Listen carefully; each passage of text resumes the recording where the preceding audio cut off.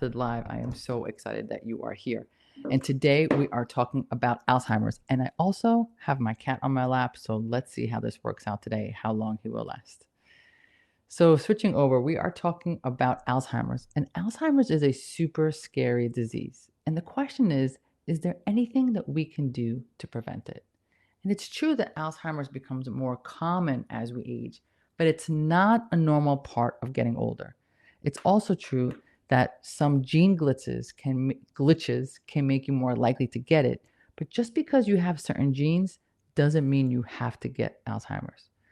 You can't control aging, you can't control your genes, but that doesn't mean you can't do anything about this horrific disease. In fact, it turns out that just like that there are things you can do with other parts of your body that you can make sure that they stay healthy, there's also a lot that you can do for your brain to make Alzheimer's disease less likely. But you have to start now. You don't want to wait until your symptoms start to start worrying about this. You need to worry about this now and start working on it so that you can thank yourself later. So before I do that, I always like to let you know how to reach me and my team. We're the New Method everywhere, right? The New Method, and we spell new with a K because you always knew there was a better way. We're everywhere on Instagram, TikTok, Facebook, YouTube, the website, thenewmethod.com. And my team will answer you wherever you are. If you want to become a game changer, that's what we call our clients, they'll let you know how. And don't forget to share this episode with someone that you love so that they can become the game changer in their life. So before we jump in, you know I always like to start with a definition. And we have to first define what is memory loss. Memory loss is a decline in memory, and it's on a spectrum that can be from very mild to all the way to severe. Mild memory loss is, forgetting your appointments or misplacing items, which is pretty common for most people, especially as they get older. However, this type of memory loss doesn't really affect daily activities or quality of life, but you still should start paying attention to it because if this starts happening more and more frequently, you have to start, it's a bit of a red flag because remember, dementia doesn't happen overnight. It starts slowly. So that initial start of that mild memory loss, you need to pay attention to it. Don't just say, oh, you know what, it's just from aging.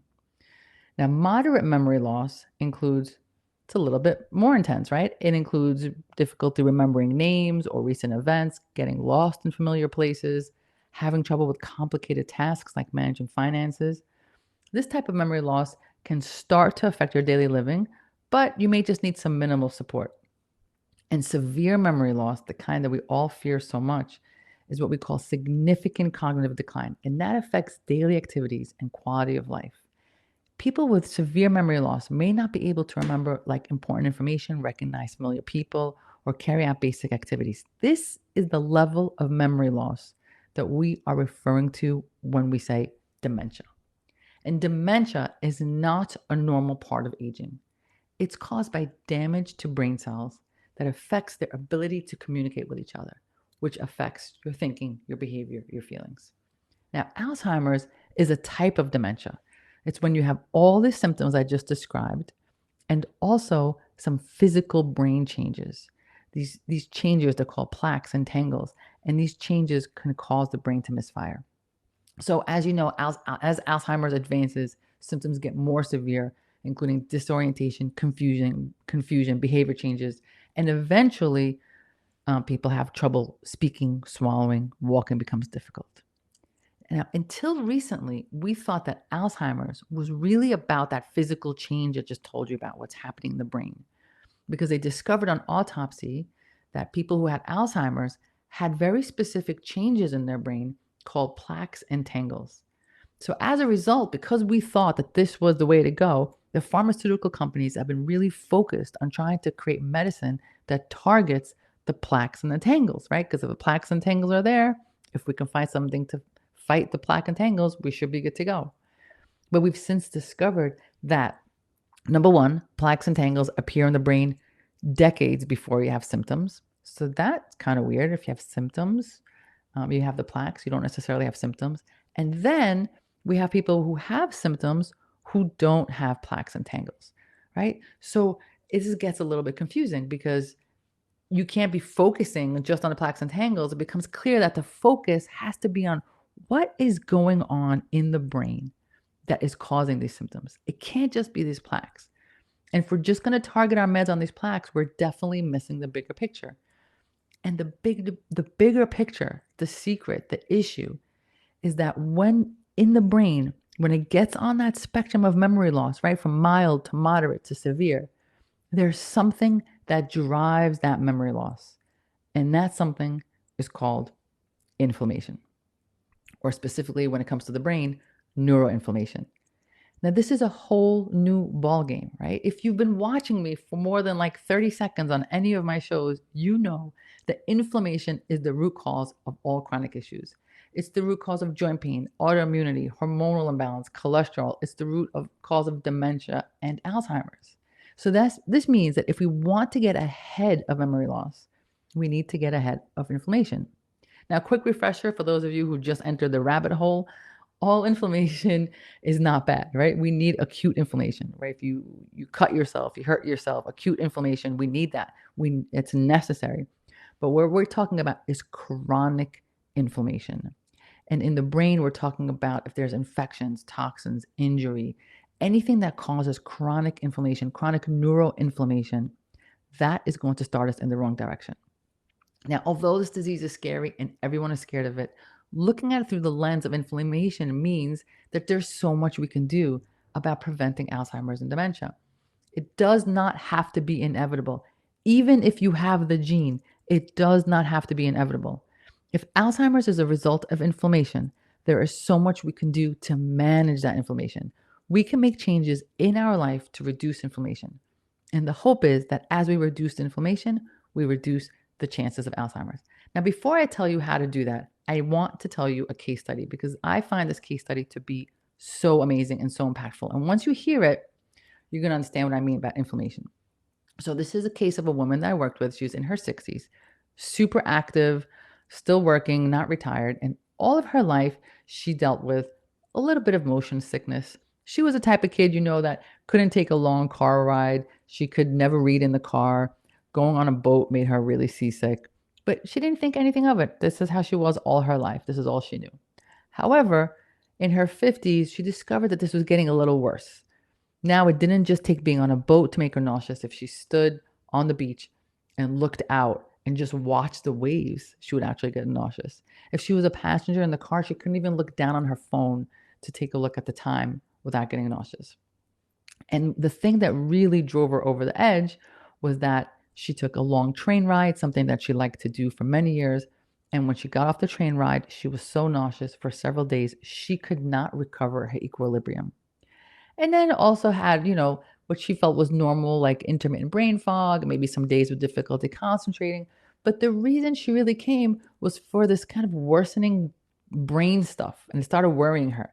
Now, her family also happens to have a history of Alzheimer's. So she was wondering if any of this is connected, and she just wanted to check it out. Now, of course, she did all the right things before coming to me. She went to the neurologist. She got the brain MRI, right? We never skipped that step. She was told everything is fine. She came to me and we started working together. And it was very clear to me that because her symptoms were worsening, that we are having inflammation on board. We're having neuroinflammation. This is not the same motion sickness of her childhood. It's different. Something changed. So for her, specifically, it was her nutrition. More specifically, it was around gluten. When we cleaned up her nutrition, not only did her brain fog disappear and her concentration improve, but her motion sickness disappeared. She was able to get in a car and read on her phone, actually read, not just look at the time, get on a train. She even told me she started doing flip turns in the pool, something that she could never imagine doing because she would get so disoriented in the water. Now imagine the same woman going into her 60s without this intervention. What do you think would happen to her brain? It certainly wouldn't get better, considering how bad things were. We can assume that if there was this bad already and she never removed the source of inflammation, things would just get worse. And considering her family history, she would likely develop dementia. This is the power of inflammation over time. It starts slow and steady until eventually we're unrecognizable.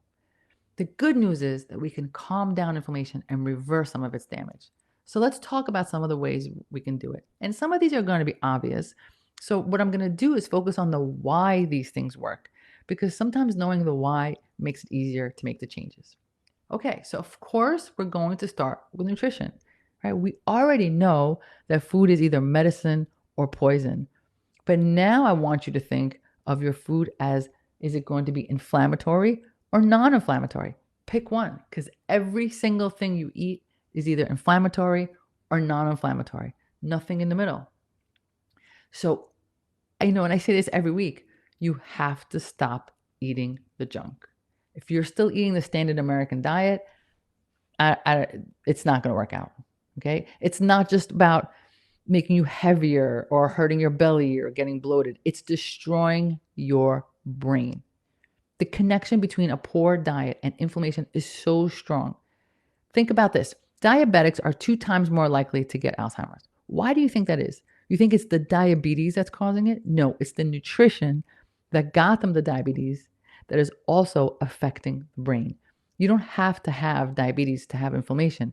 That same nutrition that is associated with diabetes is the same nutrition that is associated with Alzheimer's. In fact, there's a growing trend at calling Alzheimer's type 3 diabetes because it is so related to insulin resistance. The same pathway for diabetes is the same pathway for Alzheimer's. By the way, if you're suffering from PCOS, and be sure to watch my video on that, because guess what? That's a prediabetes. It means you're inflamed and you have to get on top of it.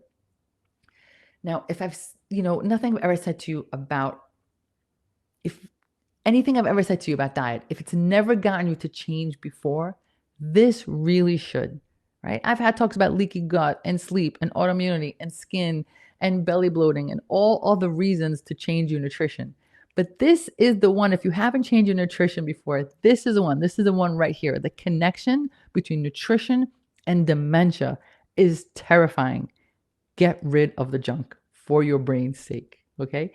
Now, there's that obvious, I want to give a little bit more about the nutrition. There's that obvious carb, like high carb, high processed food, to insulin, to prediabetes, to diabetes, to inflammation, right? We have that. But there's something else I want to introduce you to, something called, it's a little bit technical, so bear with me here, advanced glycation end products. The acronym for that is AGEs. These are a group of molecules they're made up when sugar attaches to a protein. So you're out here eating your sugar, it attaches to protein, and they turn into this molecule called AGEs. And we start accumulating them. And we can manage a small amount, but you want to try to keep as few as possible in your body because they cause inflammation, which we know causes disease. So when you get these AGEs, it causes something called oxidative stress, which is another way of causing inflammation.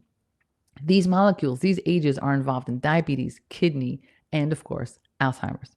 So you start to see the bottom line, how nutrition is really driving home inflammation. So when we look at, sorry, I paused a little bit. When we look at the French toast, the ice cream, the pasta, the wine, it all causes inflammation in so many ways, from insulin resistance to the AGEs molecule to hormonal imbalances that it makes. All of them from that one nutrition, from that one French toast, from that one ice cream, all of them create different paths to inflammation. And inflammation doesn't just stay in your belly, it's everywhere and it goes to your brain. And you end up having this really terrible inflammatory brain degrading process inside. So you want to make sure that you design a way of eating that keeps your insulin levels low, your AGEs molecule low, your inflammation low. So that's what we should not eat. But what should we eat, right? It's not okay to just say, okay, well, from now on, I'm just going to eat a piece of grilled chicken and broccoli for the rest of my life. That won't do it. You need to be intentional about what you are putting in. So what you want to do is when you look at your plate, you want it to be extremely plant rich. Eat the rainbow. So you want to get all the colorful plant compounds in, the reds, the blues, the yellows, the greens, the orange, the purple, all of them in there, because these colors have a purpose. They're called phytonutrients. And the colors of these fruits and vegetables have a purposeful thing in your body. They're actually information. They're information that your body can decipher. And that information is all about reducing inflammation. So we remove the bad stuff that has the information that will increase our inflammation. And we're going to put in things that give our body the right code to reduce inflammation. And that starts with eating as many plants as possible. The second thing you need for your brain is fat. Fat, 70% of your brain is fat. Fat is critical for good brain function, but it needs to be the good fat, right? You need the olive, the avocados, the nuts, the seeds, the omega-3, MCT oil. The brain loves this fat. It's great for mental clarity. It's great for focus. It's the preferred fuel for your mitochondria, the powerhouse of your cell. And it is critical. Now, remember, we're talking about the good unsaturated fats, not the cream cheese, and definitely not trans fat like margarine. So when you see that French fry cooking in grease, not that fat. Okay, not that one. So while we're on the topic of nutrition, let's just take a brief look about intermittent fasting. So if we talked about what not to eat and what to eat, let's talk about when to eat. I'm going to do this real quick because I have a whole episode on the benefits of intermittent fasting and it's too much for here. But I want you to understand that your brain loves intermittent fasting. It loves when we go over into a little bit of ketosis. It loves when we're metabolically flexible. It means sometimes we get glucose from our meal and sometimes we get glucose from an internal fat store. With intermittent fasting alone, you should already see the brain fog lifting and an increase in your mental sharpness. So again, if you want more information on that, go on one of my episodes for intermittent fasting, but we need to also add that in there when it comes to nutrition. All right, so we covered nutrition, and now you know the why behind nutrition is so good for your brain. Let's move on to something else, your movement. You have to move if you want to heal your brain, period, end of story. Now, it doesn't have to be the most intense workout. You don't have to go out and get fancy outfit. Just start moving. Studies show that people who are physically active are less likely to experience a decline in their mental function, and regular exercise helps combat Alzheimer's and dementias, as well as depression and obesity and a whole bunch of other stuff. The actually interesting data is that you don't need to go crazy in the exercise. The studies are about just walking every day can dramatically reduce your risk of Alzheimer's. Now you may be wondering how's that possible? What's so magical about walking? What's magical about walking is that you start to release a molecule called BDNF, brain-derived neurotrophic factor. Essentially, it's like miracle grow for the brain. The more you have of this, the more connections you get in the brain, the more cells you get, the more communication between the brain cells, and it helps improve mitochondrial function, which is the thing that kind of declines with cognitive decline.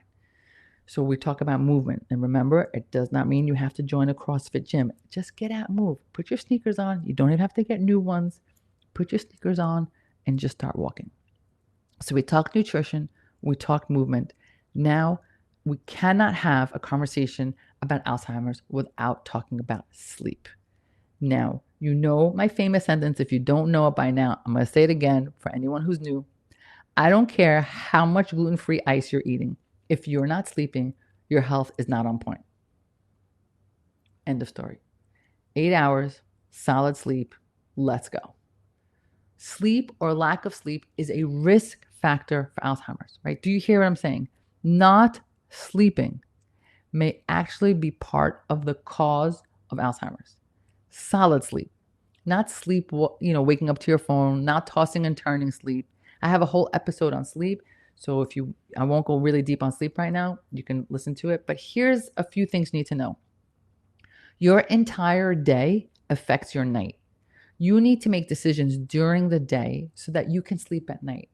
If your afternoon is filled with caffeine, guess what? You won't sleep. If your last meal is pasta and wine, carb-heavy meal with alcohol, you might feel sleepy, but you won't sleep well. You need to be planning your day in line with sleep at night, because now you understand that not sleeping is going to cause Alzheimer's, and then getting your sleep is really important to help your brain. Now, if any of you have sleep apnea is a sleep disorder in which you kind of stop breathing at night. Not kind of, you stop breathing at night. And it's a very common problem, and there's lots of causes for it. But this creates a massive stress on your body at night.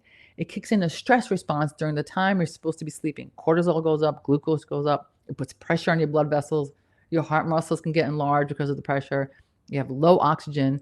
And this low oxygen all night, every night for so many years can cause cognitive decline and dementia. So if you're not sure if you have sleep apnea, get tested. If you have sleep apnea, get treated for it. It is a big big player. We cannot spend our night deoxygenated. Now, even if you don't suffer from sleep apnea and you're just getting, you're not getting proper sleep, that could still cause cognitive decline.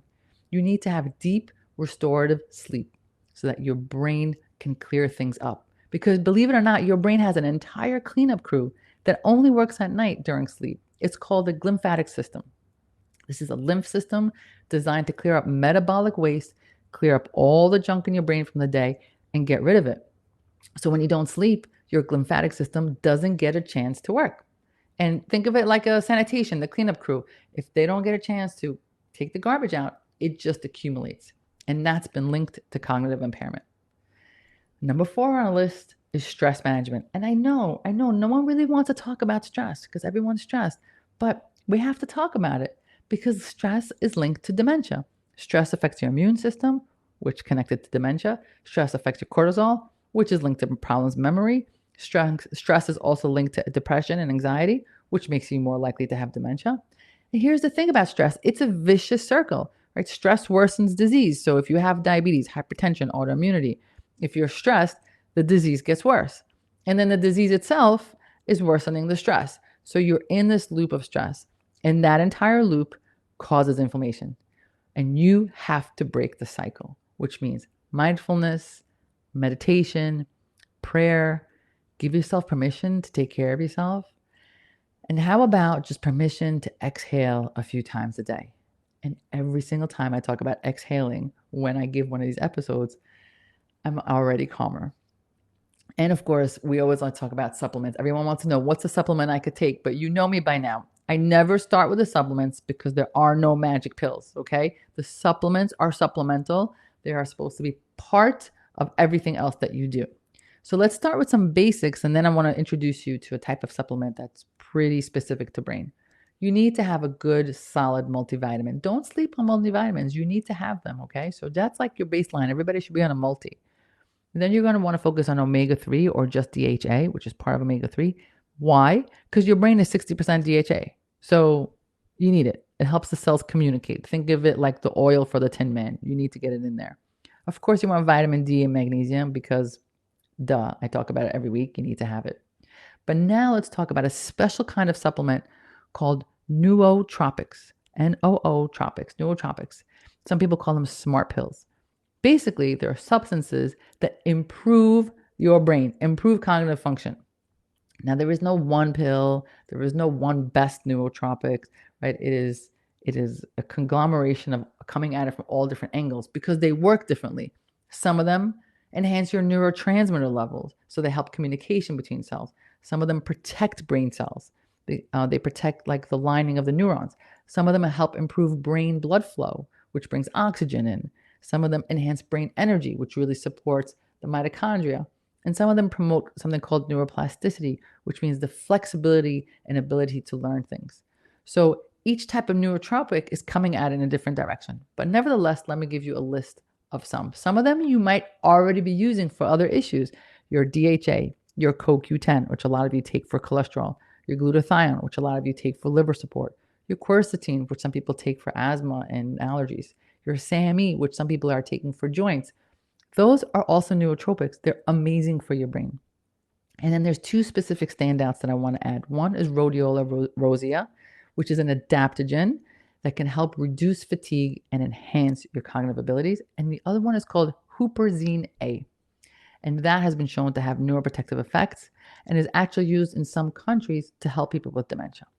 Of course, don't take any of these without consulting your medical provider. You know I have to say that, but these are next level supplements. So let's just do a quick recap. If you're worried about your brain health, and we all should be, then you need to get this on track. Use your nutrition to reduce inflammation. Use your movement to increase BDNF. Use your sleep to activate your glymphatic system. And use your supplements to add another boost. And of course, if you want to work with me and my team, you can find us at The New Method on any platform. Send us a message. We will get back to you. And the reason I call it The New Method, spelled with a K, is because you always knew there was a better way. I'll see you guys next week.